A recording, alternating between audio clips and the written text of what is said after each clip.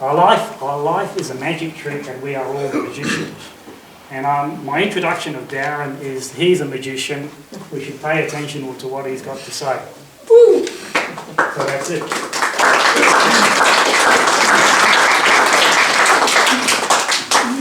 Good evening. How is everyone?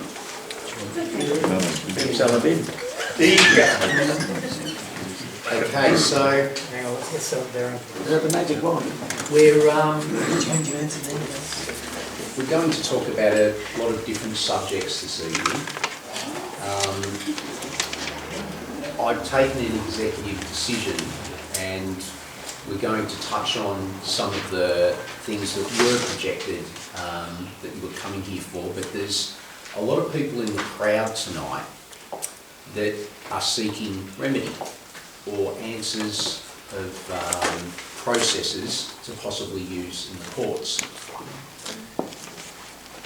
Now, firstly, I must say before we continue that I'm not here to give legal advice. I am not a practicing lawyer, okay, or a barrister or a solicitor. But by definition, I am a lawyer, as most of you are. And if you go to Google and you look up the meaning of lawyer, you will see that a lawyer is one that studies or practices the law. And then it says especially a barrister or solicitor, but not exclusively. So that covers us as lawyers. So as a lawyer, and not being a barrister or solicitor, you're not partaking in lawyering. And lawyering is the act of being a barrister or solicitor for money, okay? So it's quite interesting, the actual term lawyer. So was anyone aware of that? No, I wasn't aware until not too long ago. So now it appears that I've come up here a couple of times in the last few months, and there's a lot of people who are having a little bit of trouble with a few different issues, anything from the police to local government. There's also a few bigger issues that people are having, you know, where they're being forced into the upper courts. But I do believe most of you are probably concentrating on like the magistrate's court or the county court. So let's talk about those courts. So when you go to the magistrate's court, a lot of people are... Oh, before I continue, just on what I was saying earlier, this is not to be considered to be legal advice. I'm just sharing my experiences and how I've dealt with certain matters, and you can take what you want from those experiences and you can adapt them and use them for your own methods. So when you go into a courtroom, has anyone been into the magistrate's court here? Most of you? And have you noticed that there's usually a process that happens where it appears very like an administrative process? Now, once again, I'm not going to make very many claims tonight. I'm just going to tell you how it appears, just as you're expected to appear in the court. So, has anyone ever noticed that when they walk into the court, they will call your name, so they will say, "Is Mr. Dixon here?" And you'll say, "Yes." And as soon as you say yes, you've accepted that you are that entity. And everyone's aware what I'm talking about. They're talking about the estate trust that the government set up for you at birth. Now, that estate trust that was set up for you at birth, there's many people that say it was done without consent and it doesn't apply to me. And well, unfortunately, along the way, you have done or used this particular estate, and your parents have used it, and you've shown a habit or an ongoing Intent? well, an ongoing Enjoyment. exactly, an ongoing joinder between you, the man, or the woman, and this particular estate that the government are administering for you. So when you go to court, what's happening is they're administering your estate, and there's presumptions that the court work under. So a lot of the time you go there and all of a sudden you say, yes, I'm Mr. Dixon, you get up and all of a sudden, bang, there's a fine and you're out of there and they haven't listened to you and people are wondering what's going on. And what's going on is there's a presumption on the table. There's a member of the government there, whether it be local government or the police or it's some sort of government agent. And the presumption on the table is that they're there to administer your estate. And this is the thing that you don't know and you're not aware about. So when you go in there, if one wants to not appear in that capacity, so for example, as the estate, one would have to rebut the presumption and put a bigger presumption on the table that can't be rebutted. So when one appears, and this is the thing, you'll notice that there's some conjuring and there's some magic going on because they want you to appear. Who normally appears? Magicians, rabbits out of hats, those sorts of things. They're the things that appear. So what they're doing is they're conjuring you to appear as the dead, as a spirit. And that's what's going on. That's the game that they are playing that you are unaware of. So, now when you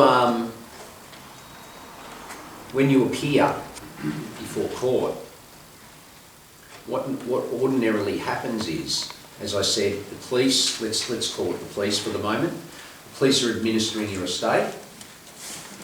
And before you go into court, there's a little process that they do. And the process is they ask you for what's called a pre-case conference. And in the pre-case conference, what they're trying to establish is whether, well, it's a game of poker, let's call it. And they're asking you to show your hand. And they want to see if your hand's better than their hand. Okay? Do you have some evidence that will trump our evidence? So, is everyone pretty much done a pre-case conference? You'd probably be the same amount of hands that will go up if you've actually attended the court. You can refuse, but sometimes it's good to do a pre-case conference. I actually found out about this and I started to practice to try and rebut the presumptions in the pre-case conference and make the police withdraw before we went into court. Now, that was a little trap that I fell into because, for a start, if you go to the court and you have the pre-case conference and you show your hand, okay, and they see that you've got a better hand, they will say, well, look, because of this, because of that, they'll tell you a story and they'll say, look, it's your lucky day. I think we're going to withdraw on this matter today, so you don't have to go into court, and we'll withdraw the any prosecution, we'll withdraw any conviction that we're seeking, and you won't get a fine. And you jump for joy. You think it's a win, but it's not a win. It's a withdrawal. Okay. And for example, you must take note that if they withdraw, that means if they want to withdraw, that means they're going to lose. Okay? And if they're going to lose, there is the possibility for you to get some costs. Okay?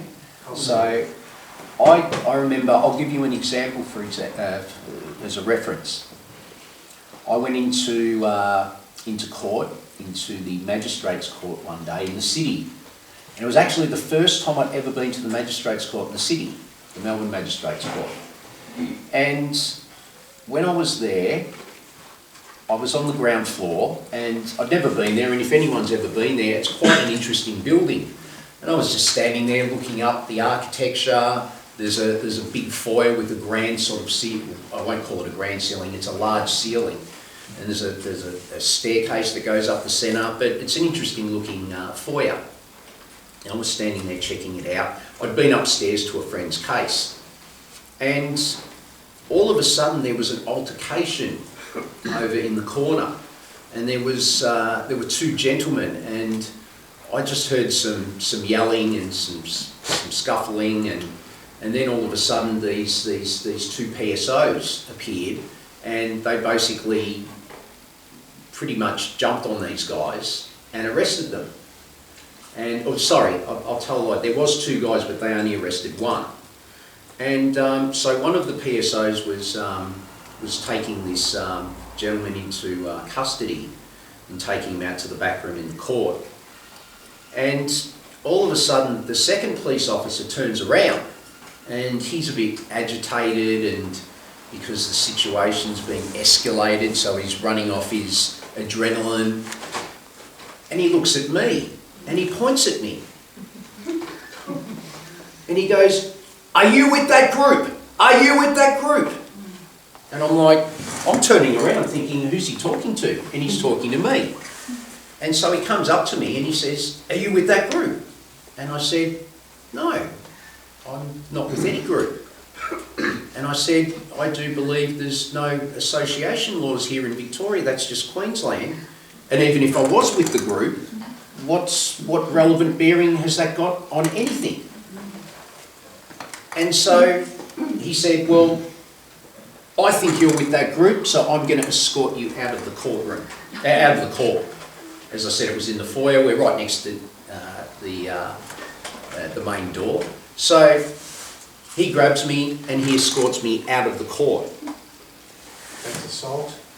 What a dog. That's assault. He just assaulted you. So he takes me outside, and as we get to the door, he releases me outside the door. And by that time, there was another officer there, and the officer says to him, "Did you get his details?" And he says, "No."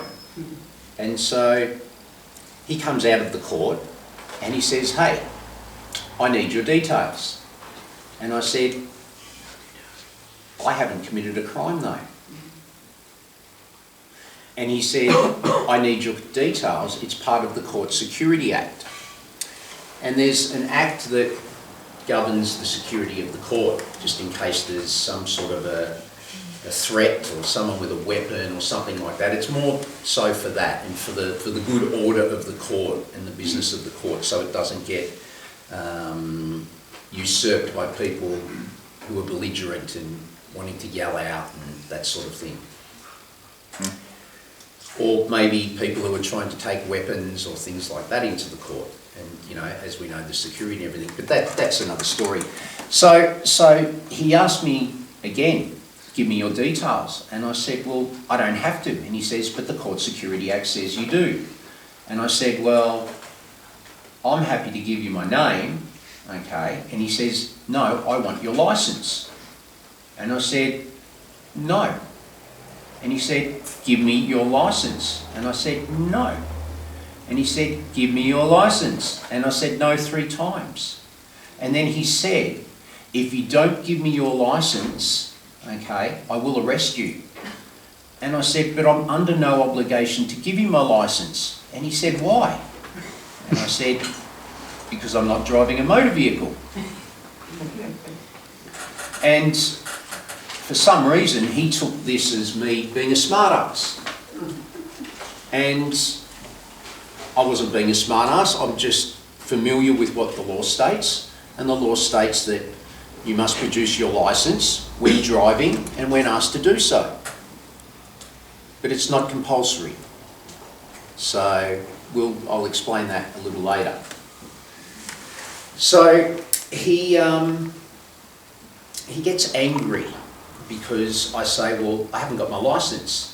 And he says, well, I need to ID you. And I said, well, I'm happy to comply upon you providing me the law, statute or act that obligates me to do so. And he says, well, it's the Court Security Act. And I said, no problem. And I gave him my name and my address. And he said, but how can I verify that? The Court Security Act says that you have to produce identification when asked. And I said, but there's nowhere else in the law that compels me to carry identification except for your act. And how am I aware of this obligation in your act if it's not an obligation out in the public? And I do believe that there is no law that can compel you to show identification, or to carry identification, should I say. I won't say carry, I'll say to actually show some identification. Oh, sorry, not show, to carry. So, and if someone can show me a law that can compel you to carry identification, then I'd like to see it, because I'm yet to find one. The only one is when you're driving, there happens to be an obligation to carry a licence when you're driving a motor vehicle, but there's some exceptions to that. I do believe the Road Safety Act provides that it applies to a driver who is under 25 years of age. A driver who's under 25 years of age must, carry his driver's licence. Okay? So that's the only obligation that I can see. Okay? And when I read that, what that says to me is not that if you're under 25 you must carry it. What it says to me is if I'm over 25, I don't have to. For some reason, I like to reverse engineer things. So when you reverse engineer things with law, you tend to find remedy and the true meaning of things. So anyway, what happened was he arrested me and he took me inside and he took me into the office and he called the police. And the police came and they came up to me and they said, "How are you today?" And I said, "Yes, good." And they said, "Can we get your details?" And name, address, the whole works. And we hear you don't have any identification. I go, "Yeah, I don't." And they're, "Okay, well, we need to ID you." And I said, "Well, can you show me this law that obligates you to ID me apart from this Court Security Act? Because there's a legal maxim that says you cannot do that which is impossible." Okay? So if you don't have ID on you, can you produce it? No. So how is there an obligation? If you don't have the identification, you don't qualify. I haven't carried identification probably for about 8 years now. And I know that I hear often that people get issued with fines for not IDing themselves when they're pulled up in their car. But I'll get back to that in a minute. Let's continue with the Court Security Act. So the police say to me, "Well, where's your identification?" And I said, "Well, it's in my motor vehicle, so I can access it when I drive my motor vehicle." And this was the time when I did carry it. Well, I didn't carry it on my body. I left it in the vehicle. So they said, "Well, can we take you to your vehicle?" And I'm just, yeah, okay. So they take me out into they took the cuffs off and everything. And these police were quite good and polite, and they were really nice to me.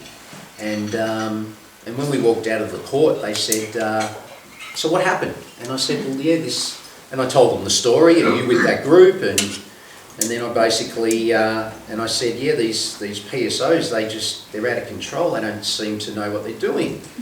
And he seemed to agree with me and said, yeah, we have a lot of trouble with them. Because they're not trained as a police officer is trained. And they're more for a security type job. So that what they've basically done is they've turned security guards into officers of the law. One of these. One of them. And look, some of them are really good. Some of them are trained, the ones that actually take the time to read up and train themselves, but a lot of them are just, you know, they seem to have a chip on their shoulder like a lot of security guards do. Playing dress-ups. We've all been to a venue or gone to somewhere where a security guard's giving you a hard time for no reason, and there's sort of that mentality going on. So anyway, to cut a long story short, they take me to the vehicle, and I produce the license, and they say, happy days, see you later. And so about 9 months later, I get a summons in the mail from Victoria Police saying, you refuse to give your identification, you've been charged with an offence under the Court Security Act. So, as I do whenever a policeman approaches me and issues me some sort of an offer, I always nominate to go to court. So I nominated to go to court, and I went to court. And I was in this practice stage when I was going to court, and I was practicing. Actually, maybe I should use a different word, because it's lawyers that practice, or barristers and solicitors that practice. But I wasn't lawyering, so I was just practicing my own techniques. I was going to court to see what the court process was, how it worked, because if you go there without going and having a look at that, you can just get thrown in the deep end and you don't know what's going on, which is a bit of a, I think it's something that everyone's experienced. And I experienced once, and then I decided to go and have a look and see how the process worked, and you know, get a few hours under my belt watching a few court cases and understanding their processes. So I went to court for this particular charge, which was refusing to provide identification. Maybe there was another one, I can't recall. I think I've got the paperwork there. I can look at it later and show you in the break. But so I thought, I'm going to go and have one of these pre-case conferences. So I walk into the police prosecutor's office, and I start talking to this police prosecutor, and he said, have you got your paperwork? And I show him, and he's, okay, yeah. And he's, what have you got? Show me your hand.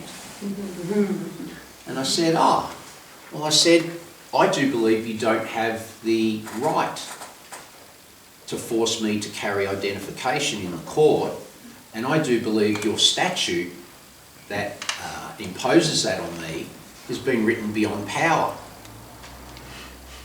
because there's some common law rights that one needs to be aware of, and one is that if you've never done anything, if you haven't actually broken the law, you don't have to engage with police, okay? And so, number one, I was forced on the day to engage with police when I hadn't committed a crime. They just wanted to engage with me because they thought I was part of some group that they had seen in the courts. And so, what I did was I brought up some case law, and there's a case called Carver versus Watson. And there was a gentleman named Magnus Carver who was a passenger in a vehicle, and I do believe he was. They were driving in the Collingwood area, or the Fitzroy area, somewhere around there, and they got pulled up by police. And Magnus was a passenger, and he got a little bit annoyed that they'd been pulled up, and so he decided, oh, well, our location that we're going to is just over there, this block of flats. So he decided to get out of the car, and at that stage the police started engaging him and asking him who he was, give me some identification, and he told them to off. And so he just started walking away, exercising his liberty to do so. Because for some reason the police were under the impression that although the driver was under the Road Safety Act, and that's the act that they were engaging to pull the driver up, they were under some sort of impression that Magnus Carver, as a passenger, that he was actually under that obligation as well to provide identification, where it's only the driver that has possibly an obligation. And once again, we'll get into that after this story. So he's walked off to these flats, and the police kept on following him and engaging him, and he became more belligerent, and he started swearing at them, telling them to nerd off. And so they arrested him, and they put the handcuffs on him because they arrested him for indecent language. But they were the cause of his grievance, and he had a right to walk off. He was under no obligation to speak to them. He was under no obligation to provide his name, his details, a licence, any identification. So what happened there was they robbed him of his liberty. And so I brought this up with the police prosecutor when he said, show me your hand. And I also brought up another case called the DPP versus Hamilton, which is a similar case where the gentleman's liberties were stolen once the police pulled him up. And so we had a bit of a banter in the pre-case conference in regards to this. And after about 20 minutes, he actually knew these two cases, and he started asking me questions, testing me if I knew what the cases were about, and just checking that I hadn't seen it on YouTube or some website, and was just throwing a name at him, hoping for the best. And so I had a bit of a chat to him about it, and then I quoted Justice, I think it's Justice Kay that was the justice in the case, and he said, there is no statute that takes away your common law right to have to stop and talk to police. Now, if you Google that case, Carver versus Watson, all these quotes are in there, okay? And you can use those quotes. Can you spell Carver? It's K-A-B-A versus Watson, and you all know how to spell that. And I'm not sure why, but his actual name is Kalba, K-A-L-B-A. You'll see that in the case transcript. But for some reason it's titled Carver versus Watson, and throughout the case they refer to him as Carver. So once again, I'm not aware of why that's happening. But so there's, and I do believe there's some case law from the Northern Territory from about 1971, somewhere around 69 to 71, in regards to a gentleman who had the same situation where he was forced to engage with the police when he hadn't committed a crime and provide identification. And we've had a couple of chats up here before in regards to this, and we actually had the police were in attendance in the rear car park here behind Magpie House in Upwey, Victoria. And there was a gentleman who went out to his car, and he came back in and he said, oh, the police are out the back. And I'd been telling it was a similar meeting to this, and I've been telling them about how to engage with police and what to do if police tried to take advantage of your liberties and tried to engage with you in an incorrect way. There's nothing wrong with police talking to you. I talk to police all the time, Actually, Nick and I were out the front at the last meeting, and there's a railway station across the road, and there were two PSOs standing there. They saw us there, and they stood there and were sort of having a look. And look, it was 1 o'clock in the morning. You've got to use your noggin. It was 1 o'clock in the morning. There's two people that appear to be loitering out the front of some shops, and so they were just keeping an eye on us. And I just yelled out, "How you going, fellas?" Just letting them know that we were friendly. We weren't there to loiter. We're just having a chat. Two blokes having a chat on the side of the road, not doing anything suspicious. How you going? Happy if they had to come over and talk. But anyway, earlier we'd been outside talking to the police. This was the time before I was here. So we're engaging the police outside the back here. And the gentleman came in and said, "Oh, the police are out near my car." And we went out the back, and I said, "Well, would you like me to show you, a way to engage with police without, being taken to task and without being belligerent towards them?" And so I went and put what I told the group into practice. And I went up and I started, just walked straight up. And there was one thing that I did notice. There were two police officers, a very friendly female police officer and another grumpy male police officer. And they had a prisoner with them. And I'll call him a prisoner because one thing I noticed was he had a white and blue top on that came down past his groin. Big white and blue stripes, like the old white and blue striped prison uniforms that they used to wear back in the colonial times. And I saw that, and that struck me as very unusual. And the reason why is because the gentleman who came back in to tell us the police were out the back, he's actually in the no licence and registration gang. Okay? So he'd gone out to get back into his car and drive off, and there just happened to be this other guy in his blue and white striped top, and this gentleman had told us that the police were out to get him. And when I walked out, what he told me in the meeting, I could see it and I could validate it because I was thinking there's two police there, there's this other gentleman with his car, and he's got this blue and white striped top on, and he looks like a prisoner. And I'm thinking, well, that's interesting. If more police had come along, that's obviously, the sign they know which person is not the prisoner, but looks like the prisoner. So maybe he was there to assist, maybe he was a police officer, I don't know. I'm just making unsubstantiated claims right now. I'm just going off my gut feeling of the situation.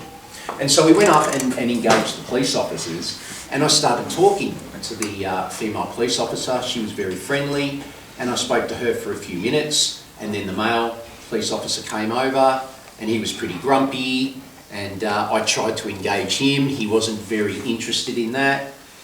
And then after about 10 minutes of conversation, where I was just being a friendly guy, the male officer comes back up to me and he goes, "Right, mate, that's it, that's enough, move on." And why do I have to move on? And he says, "Well, I've given you an order to move on." And I said, "Well, but I'm not loitering. I'm here engaging with you guys. We're having a good friendly chat. I don't understand why you've asked me to move on. Have I broken the law?" And he walked off. And that's one of the things that I say to police when they engage with me on the street, is if a policeman comes up, it quite often happens in the city, police will walk up to you and they'll say, if you're waiting for some friends on the Flinders Street steps or something like that, there's always police around. And they'll walk up to you and they'll pull out their notepad and go, "Can I just grab your details, mate?" And you're like, "Why?" Practice for him, that's all. And I've asked them why, and they go, "Oh, we just need to justify to the sergeant back at the station how we've been spending our time." And that's a bit strange. And strange but plausible. And I think it's a way just to get names of people, because if there's a crime later, they can use your name and they can maybe pull you in. But once again, that's just a hunch. Okay? I don't know. But so, the best way to deal with that is to say to them, "Have I committed a crime?" What normally happens is they will put their notepad away, okay, and they will usually walk off. And I've tested out a few other things, like when they've done that, "Mate, can we grab your details?" And so I'll just say things like Carver versus Watson. And surely enough, they walked off.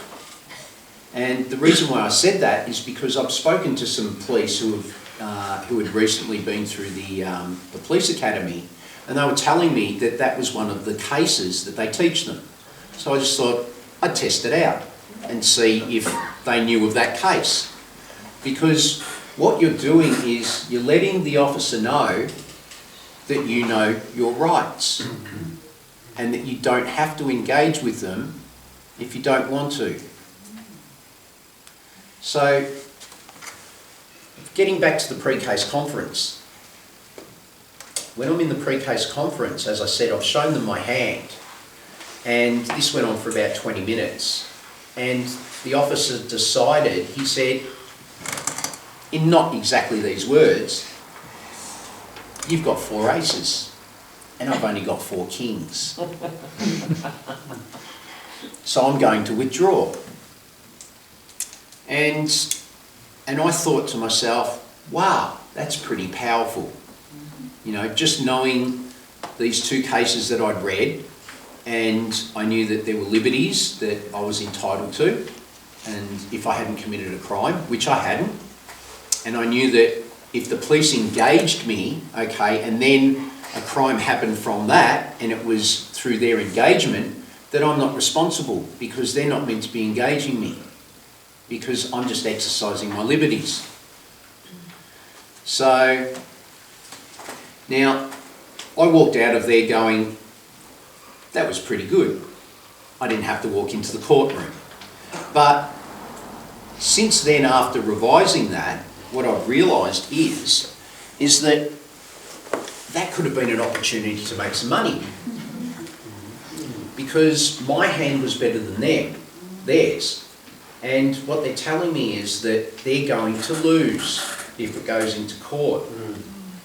Now, if they say in the pre-case conference, I want to withdraw, they can only do that with your consent. Okay, so you're in control, because remember, they are the ones that have brought you there. They're the ones making the claim. Okay? So, and he who maketh the claim beareth the burden of proof. You'll hear tonight I'm going to use some legal maxims, and these legal maxims are very important to know and to possibly learn, because I throw these legal maxims at police sometimes, and that makes them yield as well. So, you know, I know a lot of younger guys that sometimes are walking home from school and they've got to go to the station, and you know the PSOs are there starting early, and they're doing the collecting names and hassling kids, searching their school bags, you know, just basically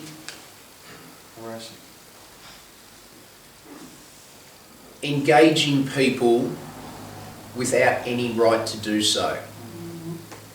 Some would call it harassment. Okay? I wouldn't. I do believe that they have actually a duty that's been bestowed on them by the state. And the duty is to, well, it's to raise some money for the state so the state can pay for its debts. Because the state's bankrupt. So they're just doing their job. And if you read the police oath, which we'll look at later, it's very important when we're going to look at that, they have to fulfil their duties, not just their oath, which is to keep the Queen's peace.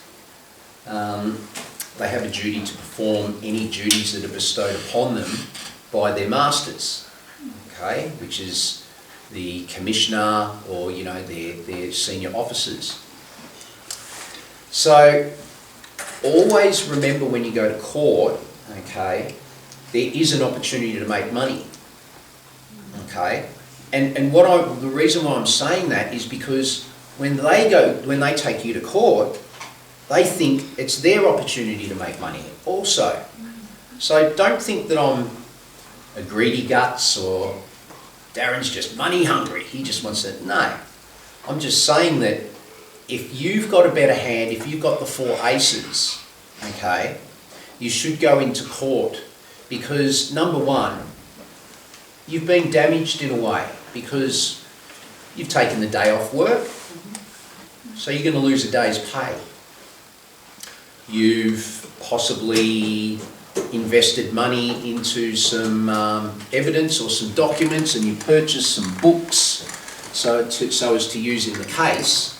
And although it's a nice carrot that they dangle, for you to walk out of the pre-case conference without entering the courtroom, it's very enticing not to take it. So it depends on what you want to do, because I know a lot of people just do not want to go to court. And I understand that. It's very intimidating sometimes. And because you're not in there every day, like the police are, people just don't want to engage that sort of environment. And the reason being is that the police are contract experts, and so are the courts and the court staff. They are experts at contract. And I'm not sure if you all realise, but life is a contract. Everything in life is a contract. Every single thing. So, for example, let's look at the seminar. You came in, you paid your entry fee, you came in here with an expectation that you were going to receive something. So there's a meeting of the minds, okay? Basically, there's valuable consideration put, your entry fee, and there was a meeting of the minds between me and you that I was going to supply you with some information and some knowledge that you can take away and do with whatever you choose. So there's one type of contract. What about when you're at home and you're with your children? Go and clean your room and you can have a bowl of ice cream. Go and clean your room and I won't send you to your room for an hour. Go and wash my car or you won't get the PlayStation. So everything in life is a contract. You don't realise that you're contracting every time that you engage with people. What are you doing next Saturday night? Would you like to go to the football? Yes, okay, bang, it's a contract. There was agreement. Sorry, there was an offer. There was agreement, and there was an acceptance. That forms a contract, a basic contract. So when you get into more detailed contracts, you know, there has to be valuable consideration. But you could look at this contract, the valuable consideration would be that it's 2 friends sharing good times together. So you can always adapt the principles of contract to, you know, these very basic contracts of life. So Now, let's take a look at a few things. What was the name of that second case again? Sorry? There was Carver and Watson. What was the second case? It's called DPP versus Hamilton. Or it's... the DPP versus Hamilton is the appeal. That again. And I do believe it's, if you want to look up the original case, I think it's Hemingworth versus Hamilton. Darren, the Watson v. Carver was overruled by DPP v. Carver. So I'll have to get you to speak up. Watson v. Carver in 2013 was passed by Justice Duncan Reynolds, and then in 2014 Judge Bell said that that doesn't apply. So he passed... No, let me explain that. So what you're talking about in the first trial in DPP versus Hamilton... oh no, sorry, DPP Hamilton is there, but Watson v. Carver Yes? was quashed by Justice Bell in 2014 in DPP v. Carver. So the first one, which is Watson v. Carver, it said that Section 59 of Road Safety Act doesn't apply. Yes, I'll explain that. So what he said in the first case was there is no statute to take away your common law right to stop and have to talk with the police. And he said neither is Section 59 of the Road Safety Act a exercise of power to have to stop for police in your motor vehicle. Okay? And then it went to the Supreme Court, and the Supreme Court ruled that the magistrate was correct in the first one, in the first half, which is there is no statute to take away your common law right to have to engage with police. Okay? And then he did, as you just brought up, the second part of the ruling, which was that Section 59 did not provide a source of power for police to pull you up in your motor vehicle, and that part of the ruling was quashed. So, but if you rewind your recordings and you listen, I never mentioned the Road Safety Act part of it, because we're not here focusing on that. We're just focusing on that you have a common law right to not have to stop and engage with police, especially if you haven't committed a crime. And I'm not saying don't engage with police, because police are there to protect you, okay? Police are there as part of the community, okay? The police do a lot of really good work, okay? Contrary to a lot of people's belligerent attitudes that they think all police are bad because they've had a bad experience with the police. So they say, well, if I had a bad experience with these two police officers, then all police are corrupt. And that's a really bad trap to fall into. Police do play a particular role in society, and they're there for protection. But if you are belligerent towards the police, you will feel the full force of the law, as many people have, due to their belligerence. So that's unfortunately the way things work. If you are belligerent towards the police and you have broken a law, the police have an obligation under their oath to follow through and engage the statute upon you and charge you. Now, a lot of people in I'm not going to, well, let's say there's a lot of people out there that have the attitude that all the laws are invalid.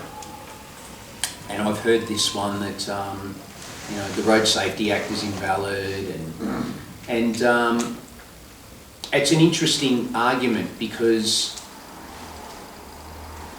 this is the thing. Law is created by custom, okay? And if people engage in a particular behaviour, and that becomes the custom of the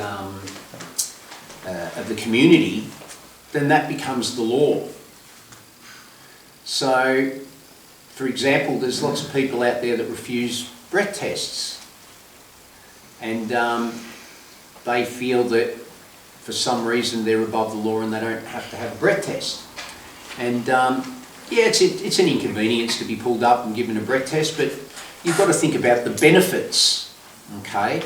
For these obligations, okay, you've got to have a look at the benefits. Like, for example, one good thing about breath tests is that you can confidently drive down the road knowing that the police are out there policing drunk people, and it's safe for you, your mother, brother, sister and loved ones to drive down the road, okay, and not be hit by a drunk driver. So, in effect, that custom of breath tests is probably a pretty smart law, because what it does is it brings safety to the community. Would anyone disagree? The only thing is the drunk driver doesn't have any insurance. Because he's drunk, he doesn't have any insurance. Correct. Correct. But Doesn't matter, you do. but the thing is, through your registration, you pay a TAC insurance, and the insurance covers you because you're not drunk. Yeah. And this insurance also applies to you if you are a pedestrian. So even if there's a drunk driver and you're a pedestrian and they hit you, their TAC insurance still kicks in and pays for you because you've been damaged. Yeah, comprehensive doesn't matter. Yeah. So there's all these, although there's these inconvenient little things that you have to do sometimes, there's massive benefit from them. And debatable. You can always say that the police may encourage a chase with a drunk driver. The drunk driver might otherwise get home and go to bed, but that he engaged with a chase, and then more people die. What police normally do in that situation is they don't get into high-speed chases anymore because of the very reasons that you've said, that you know, there can be fatalities, and police will usually follow at a distance and they'll follow you home, and then the law allows them to give you a breath test for, I think it's up to 2 hours. 3 hours. 3 hours, thank you.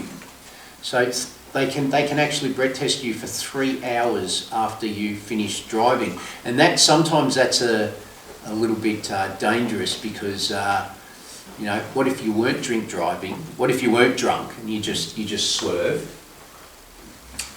and you weren't drunk, and then you went home and had a drink? Don't wash up. Sorry. Don't wash up.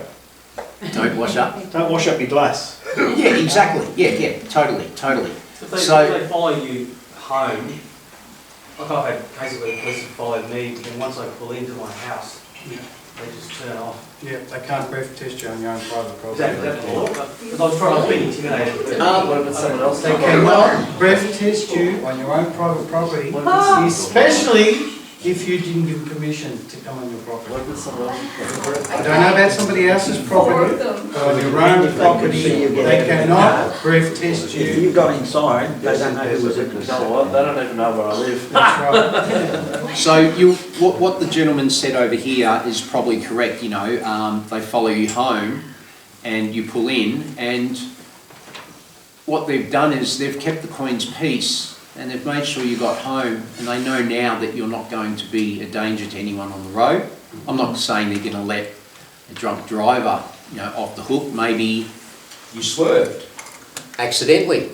Maybe you were tired, and maybe they followed you for 5 minutes to see if you were going to do some more erratic driving, and then you pull into your driveway, and the police go, well, there is no danger now because that person's gone home.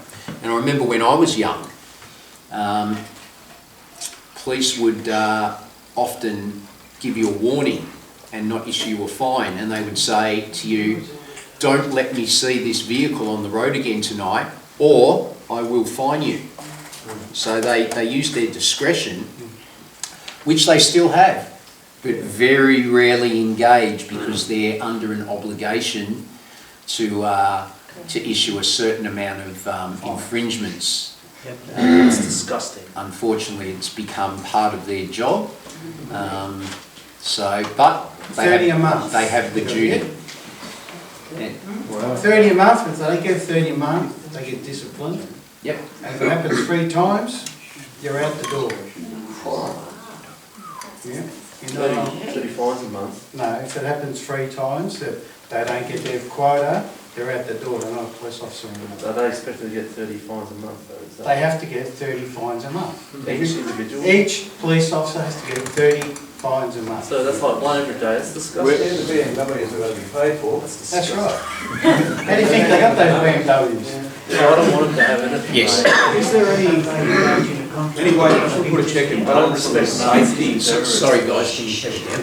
Sorry, question? Is there any check and balance to put in place for this use of safety? I see in workplaces where they use the excuse for safety for all sorts of crazy shit. And the safety, I agree, for drink driving, but someone's got to suspect a case of coronavirus, all of a sudden you're a prisoner against your will for 2 weeks on a ship, or in a, for where I'm at, where I work, if it happens there, I'm stuck for 2 weeks, not going home. Against my will, I'm not sick, but as precaution, this safety shit, as I said. Yeah, there... Is there any way to sort of, how can we mitigate against crap like that? Look, it's very difficult because those laws have been around, they're quarantine laws, and they've been around for a long time. But people are saying, you know, oh, but the Biosecurity Act, it's brand new, and yeah, it is, okay, but what they're doing is they're escalating the powers, okay? Like and panic almost. Well, yeah, because it's there's a projection that there's a virus that can do a lot of damage, and there's a projection that a lot of people have died. And I don't know about you, but I've got no way to confirm that. I know lots of people have sent me videos, and there's people wearing masks, and I'm going, but where's the evidence? There's a German court case from 3 years ago. Yep.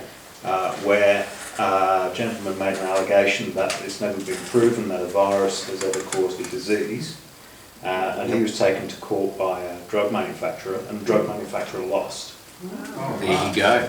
And that was in Germany. Do you know the name of that case? No, but I listened to it today and couldn't find it. Okay, that would, I'd love you to let me know what the name of that case was. Yeah. We can swap some case law. Yeah. So, this is the thing with this new Biosecurity Act. I haven't read it all. I've read, there's a section, I think it's section 3, and it's the detailed outline of the Act. And it's broken up into, I think it's 10 chapters. And of those 10 chapters, the one that I found most interesting was chapter 9, which says that they can come onto your property at any time without any sort of warrant, and they can, without your consent, do whatever they like.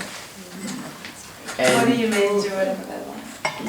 well, for example, if you're refusing to take a vaccine. No one's going to lift a finger because no one wants to get the virus. So They've done it in the you States. only have to be a political activist, and who's going to help you? And one thing that I did notice was there's a memorandum type site in regards to it that provides all the information of the bill.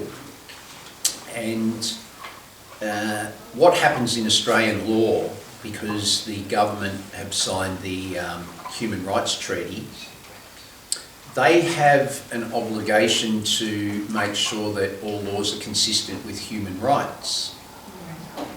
And it's quite interesting because in regards to human rights and the law, what they do is to enforce their laws to take away particular liberties. They issue what's called a human rights, it's a human rights certificate. I can't remember the exact other word that describes it, but it's a human rights certificate. It's a waiver, isn't it? It's basically a waiver, exactly. I think it's called a human rights waiver certificate. It's not waiver, it's something else. It's compliance certificate, human rights compliance certificate. And what the minister who introduces the Act, what he does is he makes a statement that, in his opinion, the Act is compliant with your human rights. Now, I read that on the Biosecurity Act, and I found it quite troubling that they said that it was compliant with your human rights, because they take away the right of consent, they take away the obligation to get a warrant. The vaccines are untested. I've done a lot of research on vaccines, and I've actually been affected by vaccines that I've taken.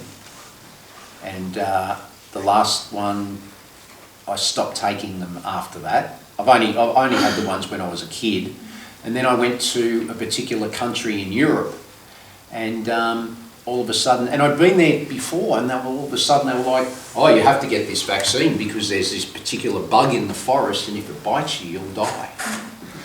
So I took this particular vaccine and had an adverse reaction, and it put me in hospital in the foreign country. So, but yeah, so I find it very troubling that they're saying it's compliant with your human right when there is a human right to not be experimented on. And if these drugs or vaccines have been untested, then you're being experimented on. But the government say that's compliant with your human rights. Medical treatment without consent. Medical treatment without consent, yeah. That's what the US military did in the 1950s and 60s to their soldiers. Yes, they did. It's many times. John Wilson, how are you, my friend? Being a devil's advocate, let's follow some reasoning. The minister says that he believes that this law is compliant. He hasn't made a fixed statement that it is compliant, but he's made that statement that allows him to bring in laws, or the Parliament to bring laws in, that forces you to prove that your human rights are being imposed on. Would that be your belief? Yes, yes. And I've actually challenged some human rights in court myself. And it's a momentous task. Let me say that to you. Yeah, I was going to bring that up before about if you do challenge authority, you know, just the cost, you know, the time and the energy, and like you're almost go insane, and yeah, just like is it worth it? Like, are you going to get shut? Well, I've taken on a few superpowers, and I mean, it almost killed me, you know. Yeah, you have to weigh up going to court, especially if it involves your family, because a lot of people can be damaged just through the process. But the cost, I mean, most people can't afford to do it. You know? That's it's like going to a casino. You think you're going to break the bank, but you know you could win and be bankrupted, or you know, it pisses a lot of people off. Like, you know, they death threats. Yeah, I agree with you. It's I was single, so it didn't matter. You know what I mean? Like, it was sort of. Ooh, London calling. Yeah, that's the Queen. Is that Queen? Shall we answer it? Yeah. Okay. No, he hung up. That was Neil calling from London. So I'm not sure if everyone in the room's aware. There's a group of concerned Australians, and I'm one of them. And we've lodged a challenge to jurisdiction. Oh, that is the Queen. Answer it, it's Neil. Yeah, okay. We're all so low. Hello, Neil. Hi, Neil. Just hold on 1 second. Turn the camera off. And